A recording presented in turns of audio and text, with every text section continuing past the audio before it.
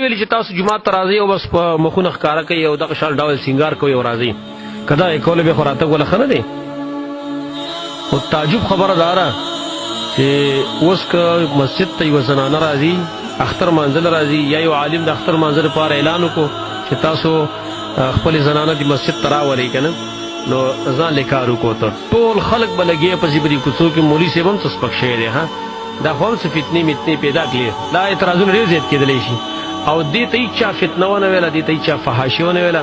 چې سهار نه کله د زنانه سکول ته ځي د جینکۍ سکول ته ځي که نه نو د پردي ډریور سره به ناست د پردي ډریور سره په ګاډي کې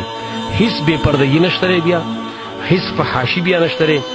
او د سکول نه چې کله راوځي د غاټ لړ به لګېدلې په دې بازار کې به را روانې به هېڅ فحاشي نشته دی که په بازار کې شاپینګ کوي هلته د دکاندار سره پردي سړي سره به یوازې ولاړې نو هېڅ بې پردګي نشته دی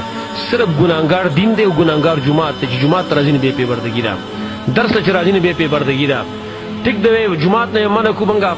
د اختر د مانځه نه به موږ منع کړو جمعې د مانځه نه به منع کړو موږ خو تاسې د سکول نه منع کوي تاسې د کالجونو نه منع کوي او بیا خو د اوسني دور مسلمانانو او خاص کر بیا زموږ د پښتانه چې غیرت یې لاړ په سیند باندې لاهو کړو خپله ځوانه لور هغه به یې لیکلي په یونیورسټۍ کې به د پردي هلک سره په بینچ باندې ناست دی نو هېڅ غیرت پکې نشته دی هلته بیا هېڅ بې پردګي نشته دی خو که دلته مسجد ته راتله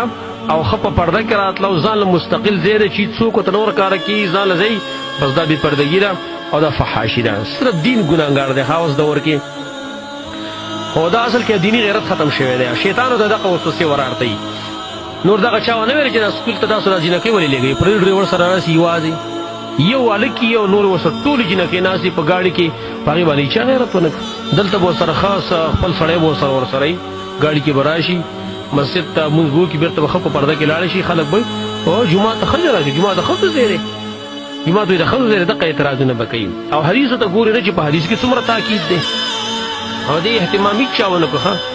د دې مسلې اهتمام هېڅ چا نه دی کړی چې د اختر په مانځه کې د زنانه راولي سوا د بعضې خلکو نه چې هغې دا اهتمام کوي خاص کر په سعودي عرب کې د دې خبرې ډېر اهتمام کېدلی شي چې هغې زنانه چې کوم د عیدګاه ته هغه راوځي او بعضې نور ملګري